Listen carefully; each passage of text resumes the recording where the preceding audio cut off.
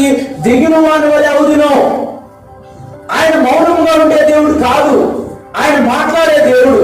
మనం ఆరాధిస్తున్న దేవుడు మాట్లాడే దేవుడు, మనం ఆరాధిస్తున్న దేవుడు వినే దేవుడు, మనం ఆరాధిస్తున్న దేవుడు జవాబును అనుగ్రహించే దేవుడు, మనం ఆరాధిస్తున్న దేవుడు మనకి ఎల్లప్పుడూ తోడుగా నీడగా కొండగా కోటగా ఉండి మనకి ఎటువంటి అపాయము రాకుండా ఆయన ఆశీర్వదముగా ఉండి మనం ఎల్లప్పుడూ నడిపించే దేవుడు, సమృద్ధమైన జలముల యొక్క నడిపించే దేవుడు, పచ్చిక గల ఆయన సన్నిధిలోకి మనం నడిపించే దేవుడు. ఒకవేళ మనకున్న పరిస్థితులను బట్టి, మనకున్న ఇబ్బందులు బట్టి, మనకున్న సమస్యలు బట్టి మనం దేవుడికి దూరం అయిపోయినా ఆయన చేయి అందించి